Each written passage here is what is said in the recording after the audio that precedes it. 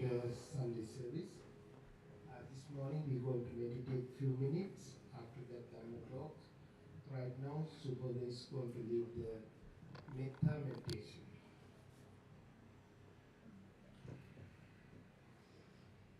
All right, let's get into a comfortable position. Close your eyes. Take 3 long, deep breaths.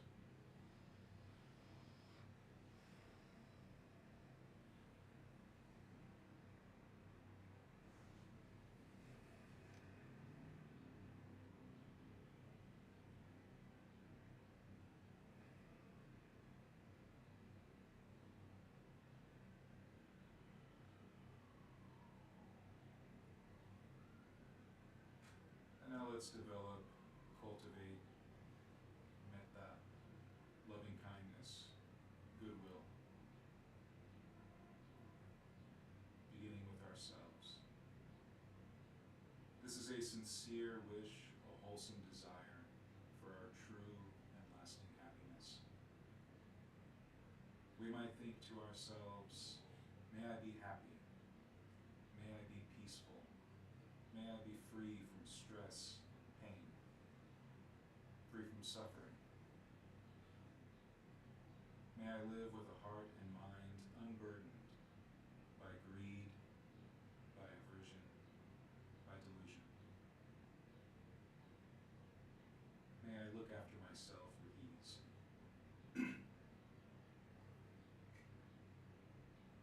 And then we extend these thoughts to our loved ones, our family, our friends, our teachers, mentors, and guides, all those that we love, all those that we respect, all those that we admire.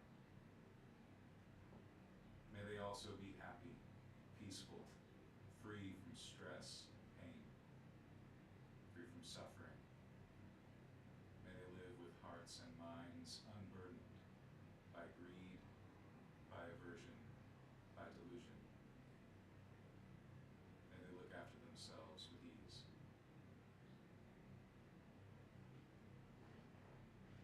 And then we extend our goodwill, our metta, to our acquaintances, those that we like but we don't know so well. May they also be happy, peaceful, free from stress and pain, free from suffering. May they live with hearts and minds unburdened by greed, by aversion, by delusion. May they look after themselves with ease. And we also extend our goodwill, our loving kindness to those that we have difficulty getting along with, and those who have difficulty getting along with us, those that we have difficulty respecting or admiring, even those that may call us enemy. May they also be happy, peaceful, free from stress and pain, free from suffering. May they live with hearts and minds unburdened by greed, by aversion, by delusion. May they look after themselves with ease. And in this spirit of admirable friendship with all beings, we extend our goodwill, our loving kindness, out in all directions, in front of us, behind us, to the right and left of us, above and below, outward into infinity, to all sentient beings everywhere. May we all be happy. May we all be peaceful. May we all be free from stress and pain, free from suffering. May we all live with hearts and minds unburdened by greed, by aversion, by delusion. May we all look after ourselves with ease.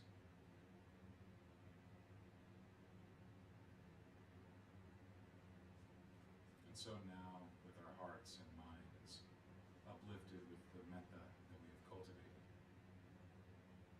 let us now turn our attention to the breath. Setting aside greed and distress with reference to the world, ardent, alert,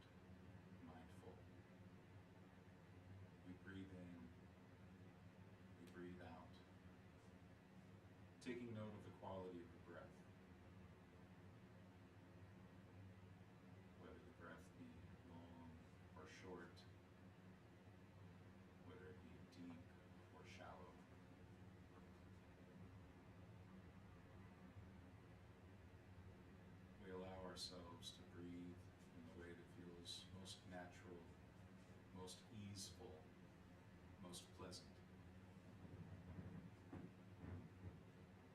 without causing any tension or tightness in the body,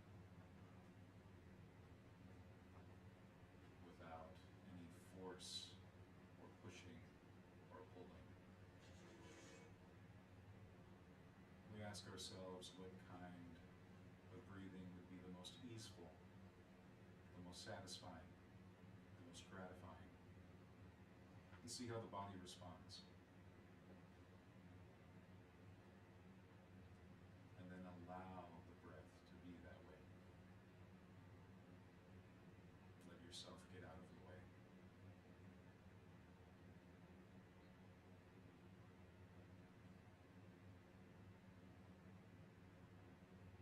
To cultivate this gentle awareness, mindfulness of the breath, it can sometimes be helpful to spread the awareness around so that it encompasses the whole body. And that way we become aware of the whole body breathing.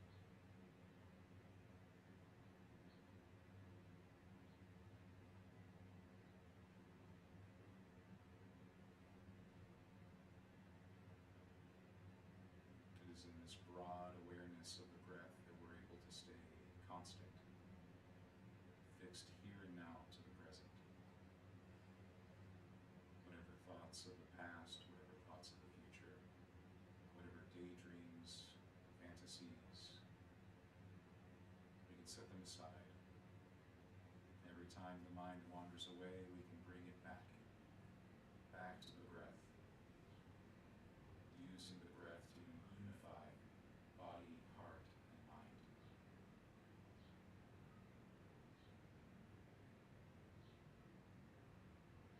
So continue to meditate in this way,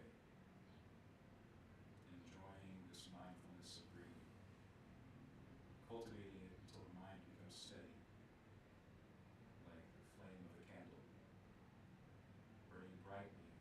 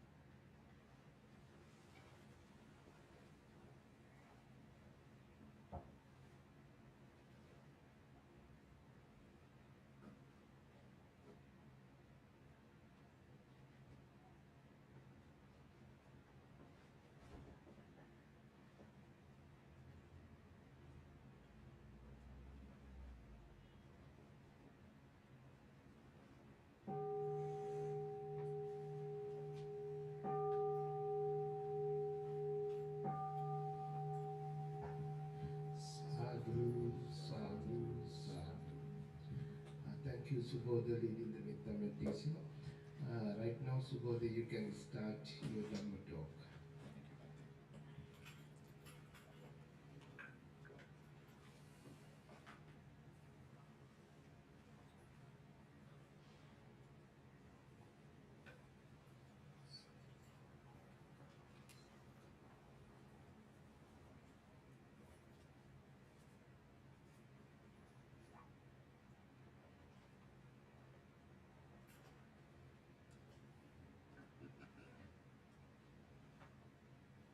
I pay homage to the Buddha. I pay homage to the Dhamma. I pay homage to the Sangha.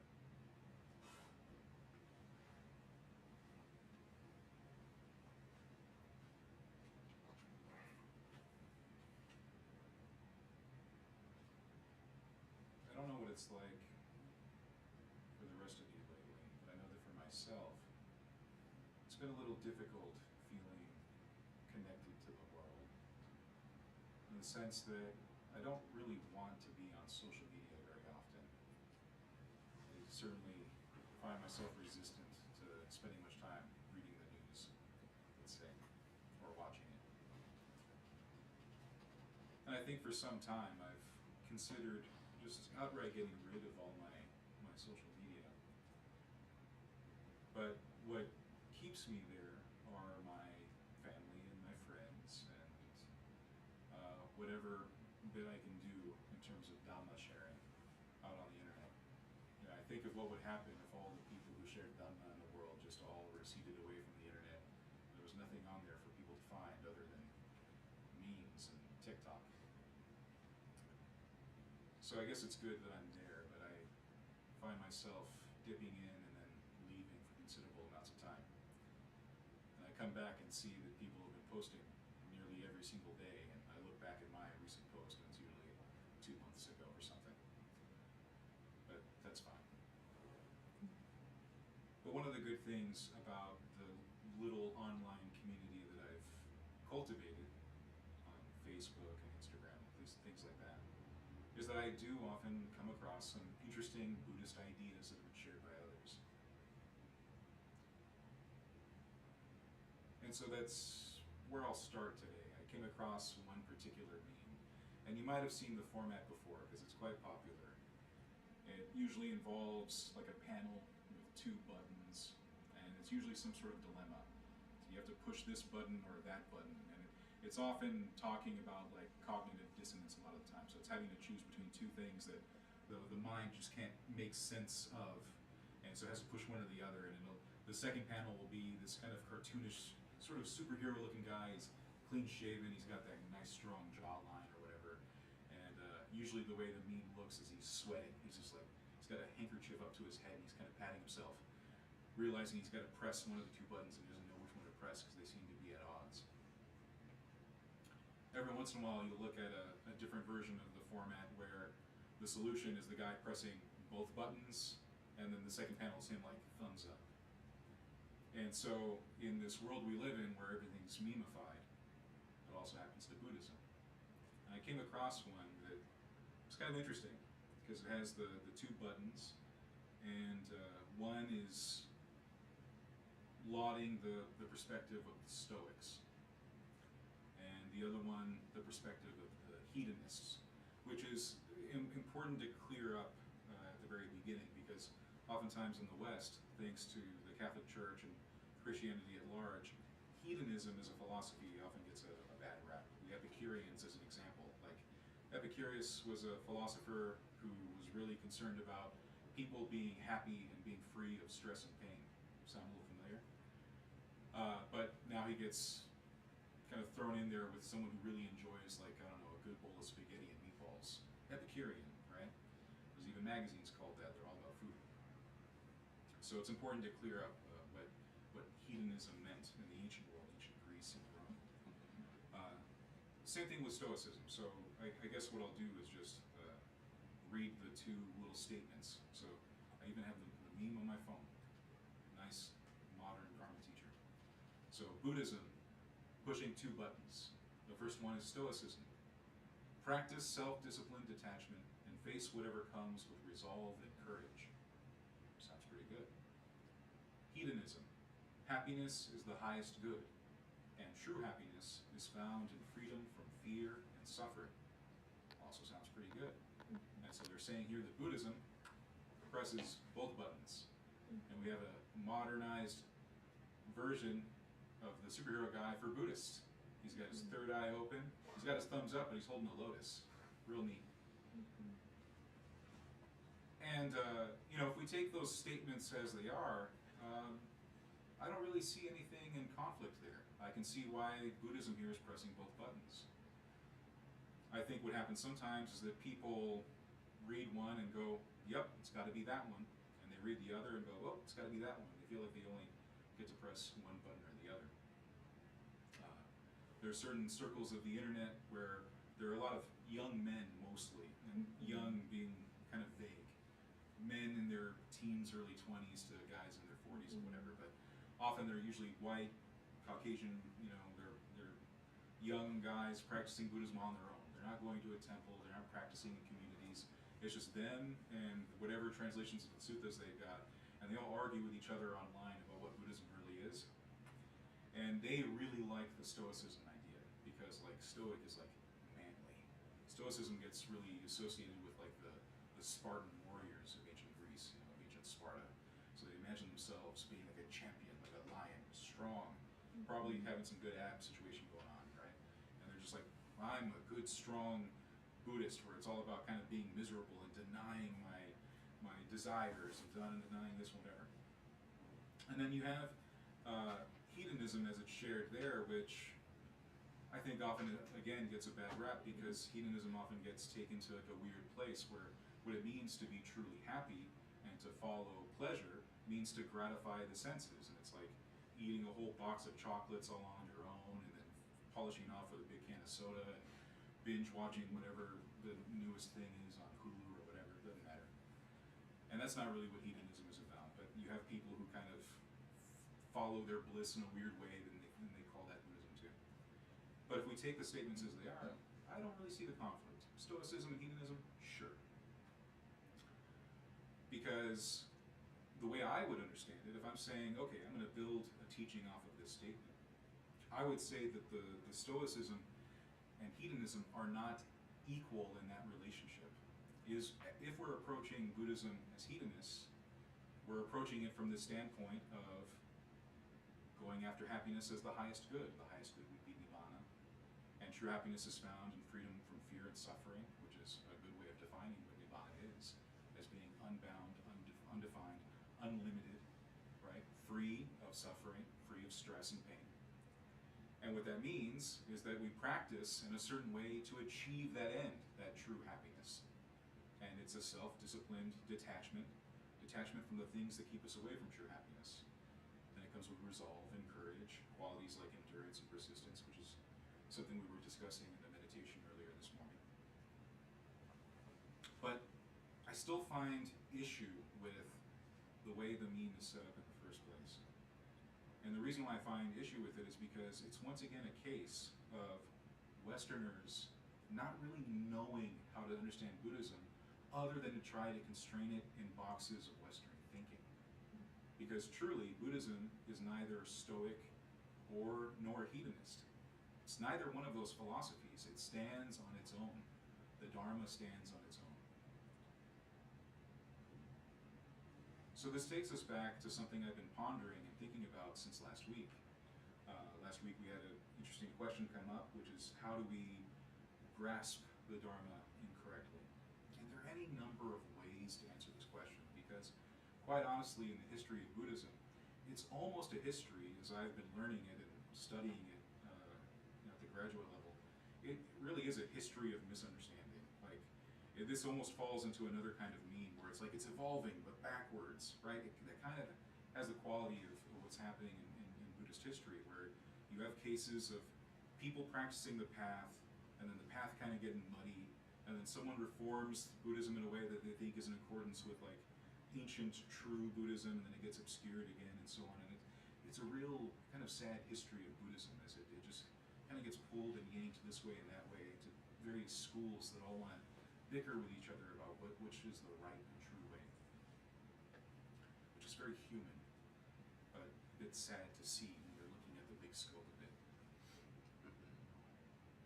Because I truly do think that the Dhamma is separate from our preferences, from our views, from our normal ways of perceiving the world and defining the world. But oftentimes when we come to Buddhism, we don't know that yet.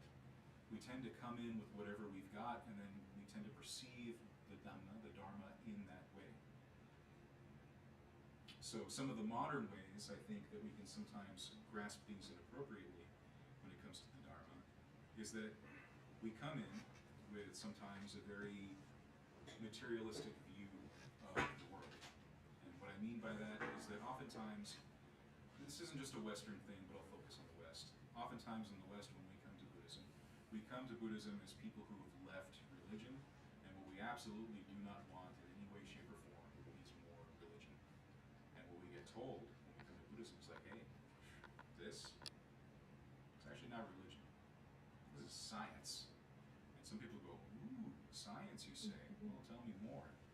And that kind of becomes their door into it. Oh, this is science of the mind. This is way better than religion. This is kind of a value judgment in which we perceive science and we perceive religion. And so we tend to come with this materialistic view, and that shapes the way we interpret any Buddhist teaching. Oftentimes, the way I've seen it come about is that someone will have a very biochemical view of what it is that we're practicing, say when we meditate. And I can't tell you how many times it's happened, mostly because I've never bothered to count. But someone will come in and want to receive instruction on meditation. I will give instruction. I'll go, oh, you know what this reminds me of? This cool article I read somewhere. It talks about when you meditate, like this chemical is happening, and there's this part of the brain that's activated, and all this. And they said, cool. Did you perceive any of that while you were meditating? Well, no. Okay, that's just a cool thing you read, right? But it becomes the way you perceive and conceive the entire path as this thing that's just sort of chemicals in the brain. That alone wouldn't necessarily be a bad thing if it helps you want to practice. It's like when I'm practicing meditation, I'm rewriting my brain. Cool. It gets you to the cushion, good. But it's often the implications that come after that. Someone takes this biochemical way of perceiving it, and then they start to think that Buddhism just is psychology, that it is its own kind of psychotherapy. And just by spending maybe 30 minutes in the morning, 30 minutes in the evening, you're just focusing on your breath, it's going to completely get rid of your depression, it's going to get rid of your anxiety, you no longer need your ADHD medication and so on, and all these, your suicidal ideation and stuff like that, it's all going to just disappear, right? That's usually not the way it goes. I know some people who've been practicing very well, very thoroughly, and they're also still on their meds and talking to their psych, and I don't see that as a bad thing. But when you start thinking of the noble path we follow, this eightfold path, as biochemical, you might start to think that whatever solutions there are also biochemical.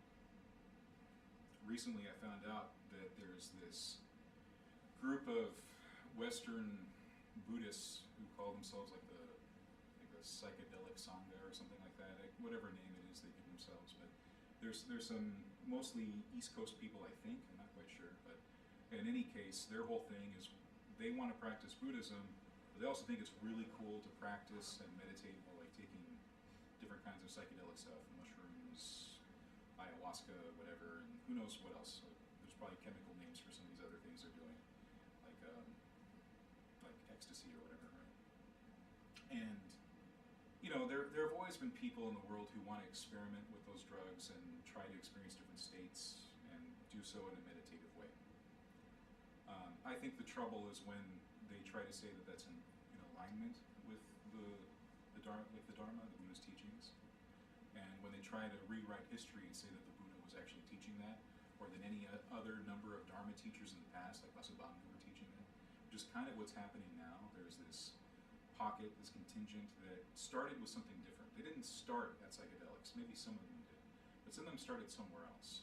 A lot of them started with secular Dharma, secular Buddhism.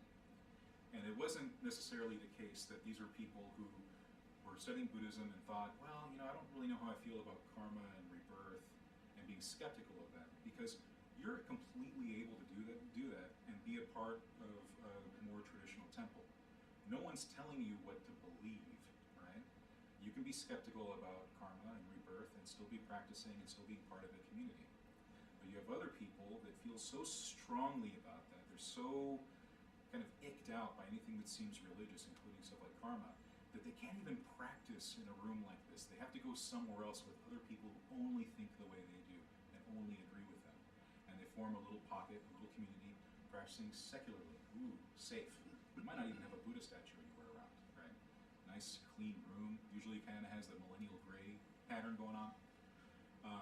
And they get to practice that way, and they get to be secular Buddhists together, right? They get to team up that way. But once they start working that way, and they've thrown out stuff like rebirth and karma, they start to wonder what else they might be able to throw out. And they're like, well, we're just practicing this thing that we do to fix our brains, and there's a lot of ways to fix our brains. We don't really need to hold on to these other things that are probably extraneous, probably not all that important to the practice. And they start looking at stuff like precepts and start deciding what they can tweeze apart. Like, it gets to even really crazy places where, I remember one time reading an article where someone was trying to make the case for, like, maybe sometimes killing, because, like, what does it mean to kill anyway? And it's like, what do you mean? Everyone knows what it means to kill. It's like, yeah, but, like, maybe by, like, not killing someone, you're, like, killing their time or something. There's a lot of nonsense out there. There's anything out there. If you want to read some dumb stuff, it's all out there on the internet. And so you find people that twist themselves which way, and then they end up twisting the Dharma which way to kind of say whatever they want.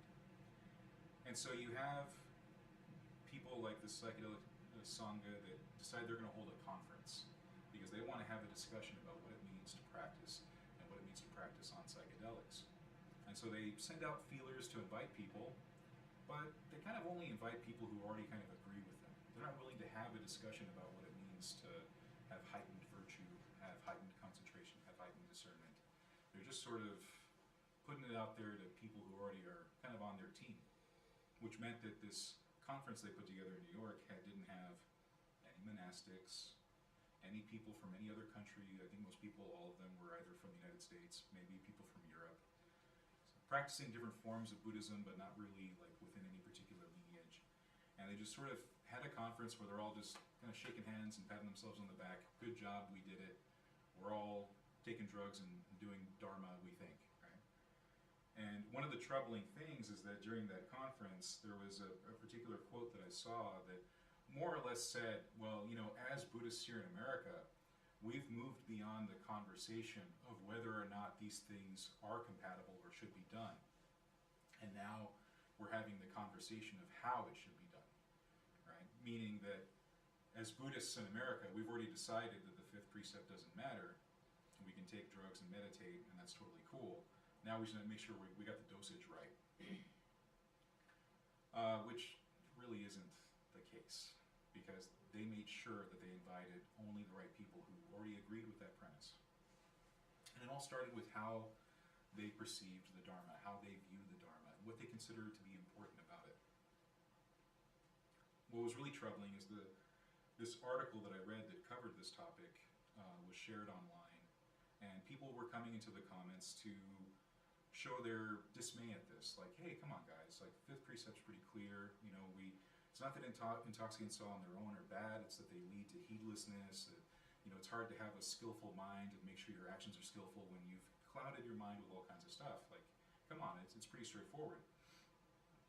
And the author of the article was in the comments fighting with everyone and pointing out and kind of using sort of Buddhist flavored jujitsu, to rhetorically to fight these people who are like, well, look at you.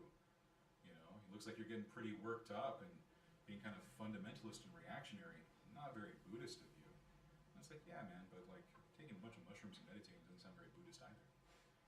But in any case, there was just this weird play happening in the comments where the people who were trying to defend the Dharma were framed as these like weird fundamentalists who just weren't cool, man. It's like, come on.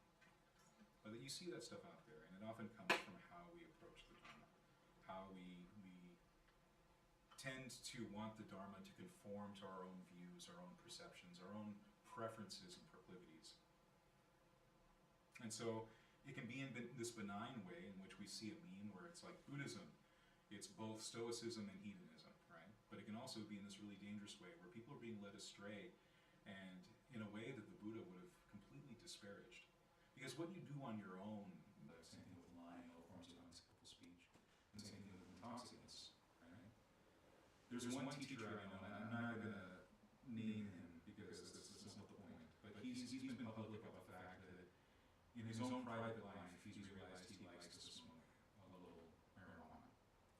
But he makes sure to point out, he goes, I know that makes me, for lack of a better term, a bad Buddhist. He goes, I'm not encouraging anyone to do what I'm doing. Which gets a little murky, because then it's sort of like the parent that says, like, you do what I say, don't do what I do, kind of stuff. But at the very least, he has that awareness to realize what I'm doing is actually not good practice. I've never encouraged anyone to do it. Because up front, yeah, I'm dumb enough to want to do this. But so much more damaging when people say, no, this is Dharma. So as Buddhists in the West, when we're studying Buddhism, I think that it's really important to recognize that we're stepping into something that the Buddha laid out of compassion for us. He really wanted our true and lasting happiness. He wasn't dogmatic in the sense that we often find in other religions, and I will say that Buddhism is a religion.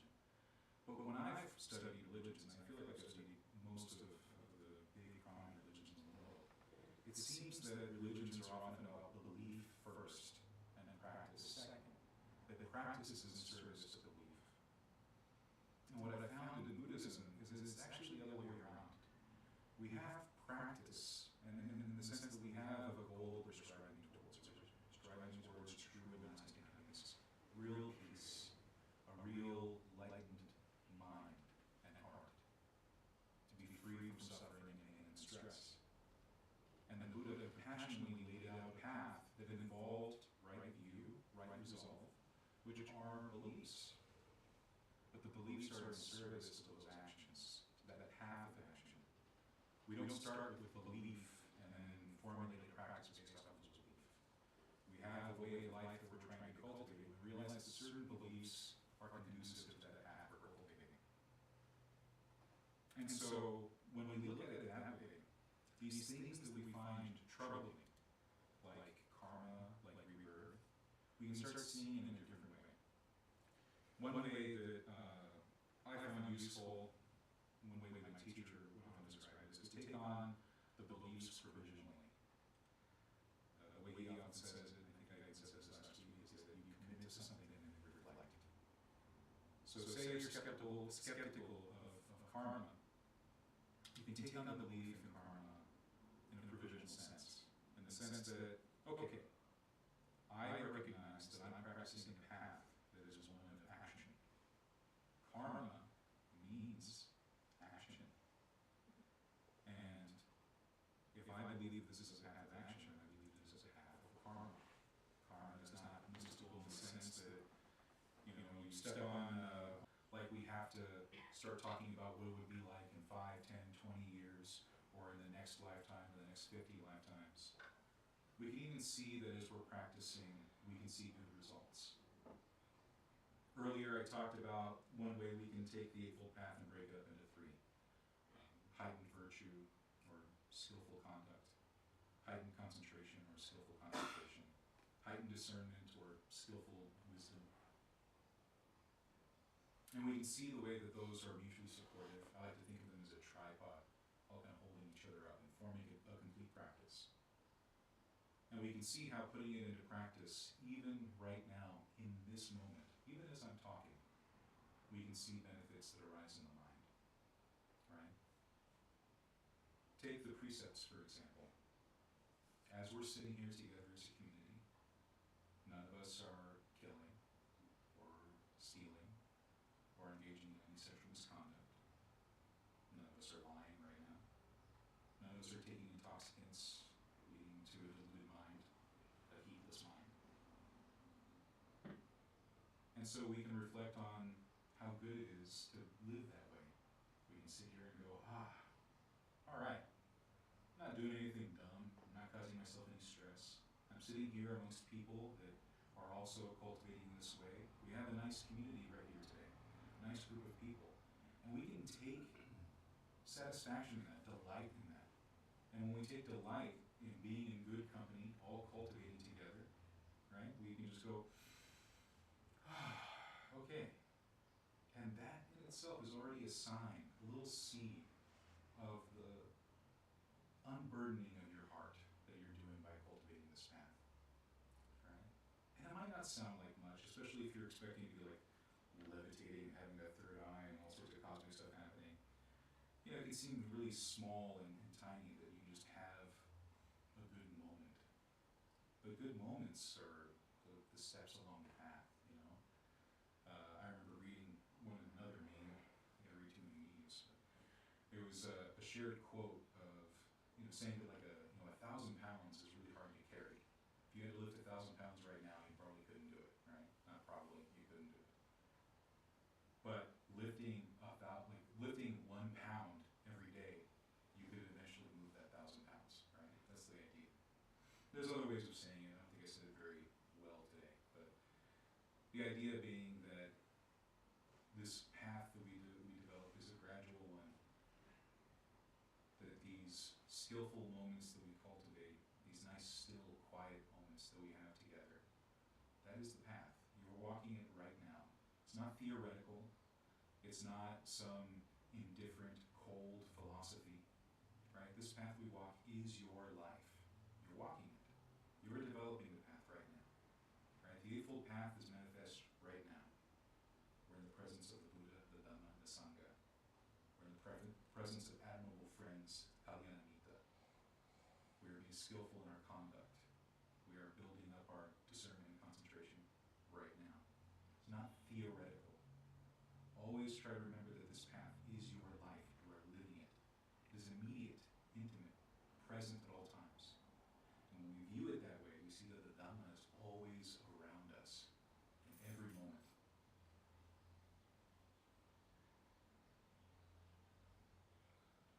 So with that kind of open understanding of the Dhamma, we might find that we're able to live in a way that we don't limit the Dhamma or constrain it by trying to define it too narrowly as one particular thing. Is it Stoic? Is it Epicurean? Is it hedonistic? Is it existential or whatever? Whatever terms we want to apply. The Dhamma itself is life. And it's a life that's lived skillfully, which means it's lived with wise intention. Intention for your true and lasting happiness. Not just for yourself, but for others, everyone around you. So I think that's what I got today. Something to reflect on. That the Dhamma well lived is a life well lived. So I'll end my thoughts with that.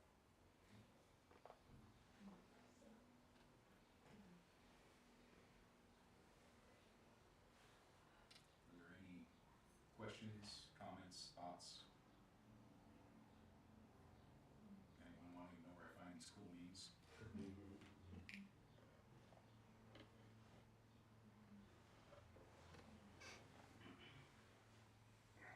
Thank you.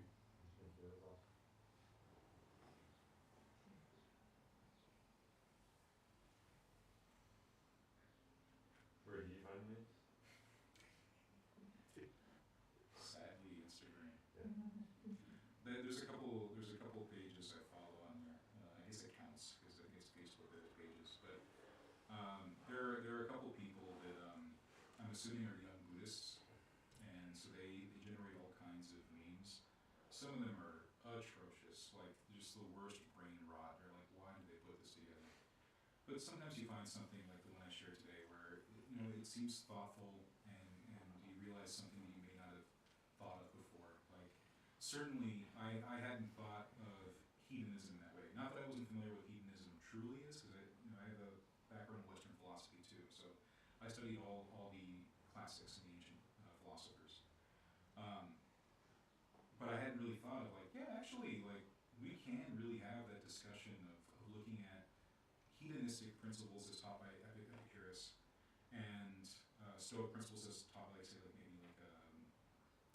let's say Marcus Aurelius, and go, okay, like we can see some compatible ideas. Now, as I was talking about today, we don't want to say that they're one-to-one equivalents, right? No Stoic is a Buddhist unless he's a Buddhist, right? And the same thing with the hedonist. No hedonist is a Buddhist unless he's a Buddhist. But there are some ways we can conceive the Dhamma that might shine light on an aspect we haven't thought of before. So to think about hedonism as something that you do so that you don't suffer, and it's like, well, I mean, very broadly, that's what Buddhism is about. But it's not. We don't want to play that equivocation game, which I think sometimes happens the most in the West when we look at psychology in that way, right? There's one very well-respected teacher that published a book a few years ago, a while ago now, that like the cover of the book has like the Buddha and Freud on the cover, because it's like, and I can't remember which one's bigger on the cover, but I think Freud might be, and I might be wrong about that, but it's still kind of this weird thing. It's like, what are we trying to say there? That like Buddha anticipated Freud, or Freud was somehow Buddhist? The guy that thinks everyone has like an Oedipus complex? I don't know. But, you know, you just see kind of weird stuff pop up. And there's a lot of people in the psychological world that are trying to prove that we don't exist because they misapprehended the teaching on Anatta. So they're trying to show how we don't actually have free will, you're not making choices, there's no agency in the brain. It's all just a bunch of soup up there with a little electricity, and every time you think you're making a choice, it's actually all this stuff happening in the body before you made the choice, and so on. And, I mean, what does that even mean? Like, even if we have a bunch of machines and we can measure that stuff is happening in the body, that doesn't necessarily mean that's what's happening in the mind and the heart. Ultimately, Buddhism, I believe, is phenomenological. It means that the focus is not on the outside or what we can say about the body and the brain. It's how we feel. You know, even following the precepts about how we feel. You know, when you truly feel harmless and blameless in your conduct, you feel like someone who can be trusted around others, you feel like you're a safe person to be around, and a safe person in general, right? You become a refuge to others. And what a gift that is. And people want to talk about soup up here in the brain, right? Okay. That gets away from the heart of the matter, just what you're doing in here. And so, you know, that's, yeah. We can have a whole conversation about that kind of stuff. You know, the way we try to understand the Dharma. And now we have memes to help us get more confused, but maybe sometimes also see something from a different perspective. So, yeah, if you find those accounts on Instagram, ignore like 90% of those memes. Every once in a while you find something worth reading.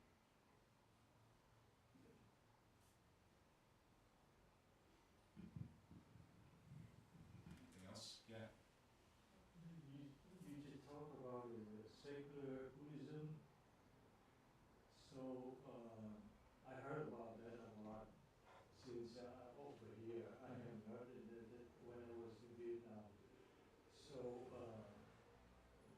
what is different between the Buddhist and secular Buddhist?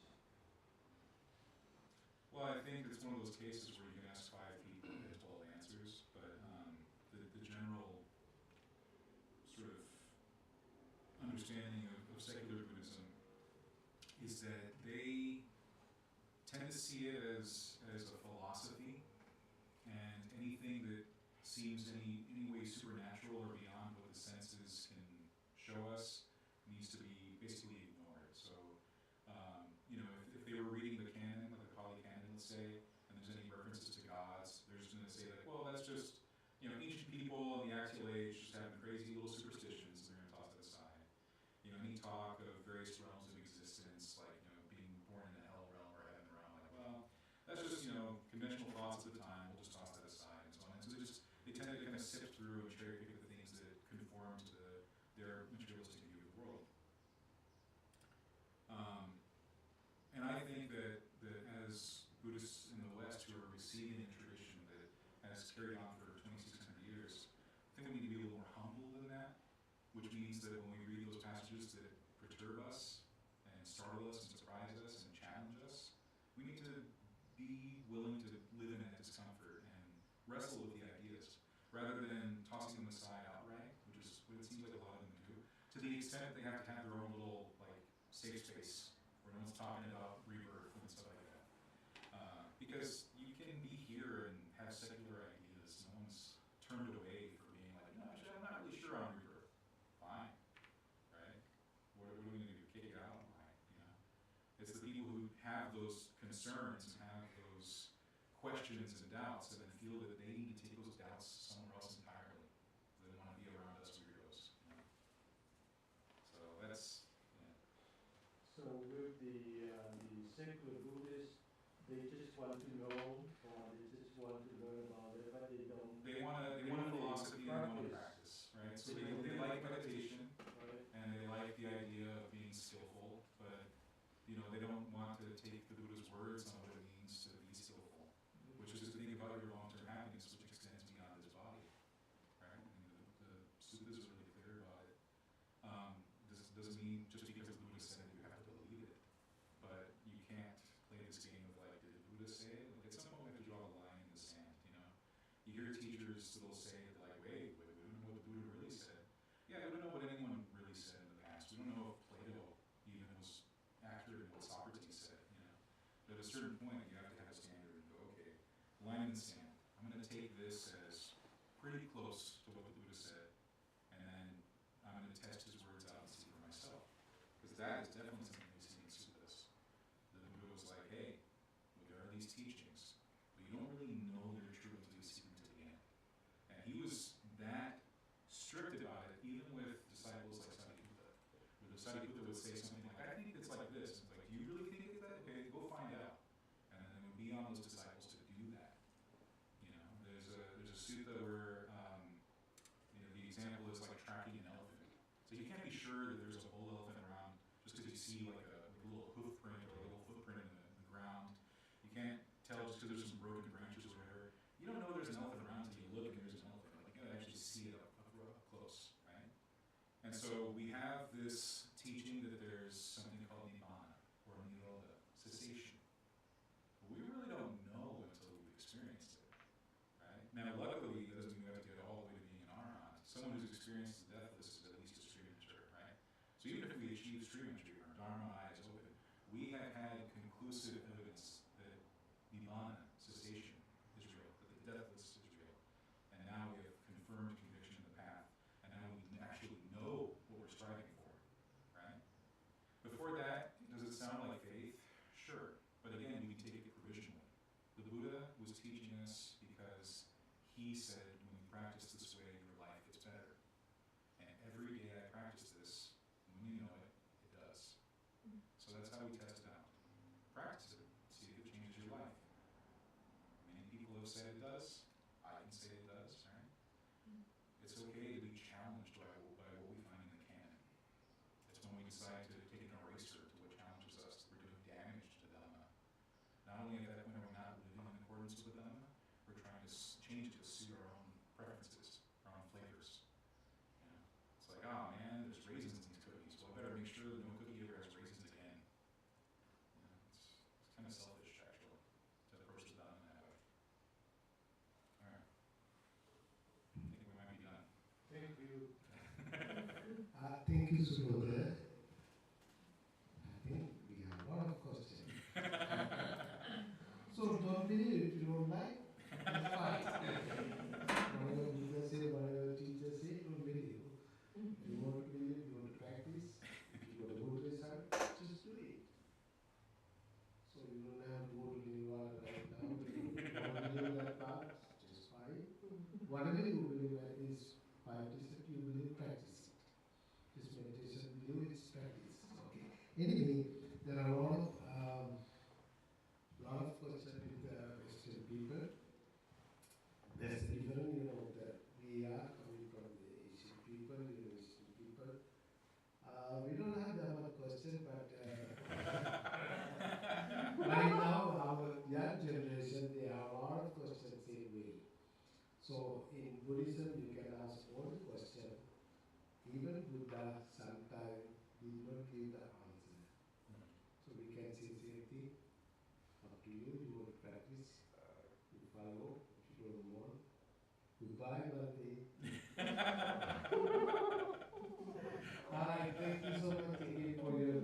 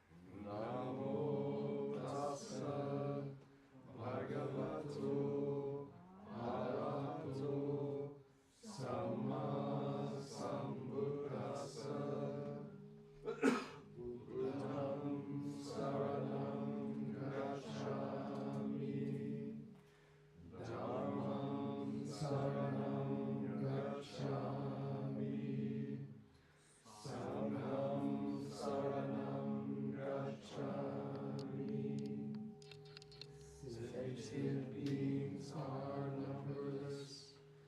I vow to save them all. Deep-rooting passions are inexhaustible. I vow to end them all. Dharma gates are limitless. I vow to study them all. Buddha's way is supreme. I vow to attain it. May suffering ones be suffering free, and the fear-struck fearless be. May the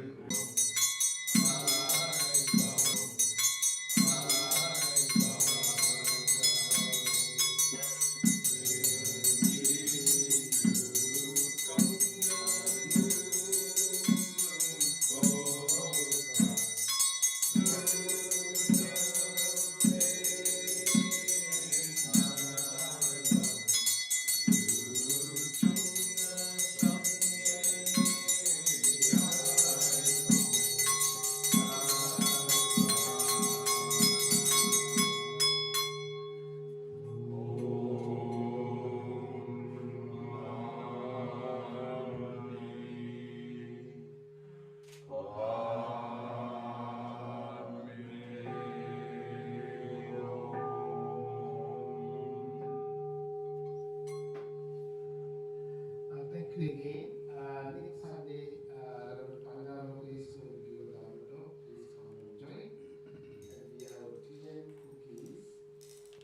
Thank you again for everybody, Subodha and all of us, who participated in Sunday service. By the power of the Buddha,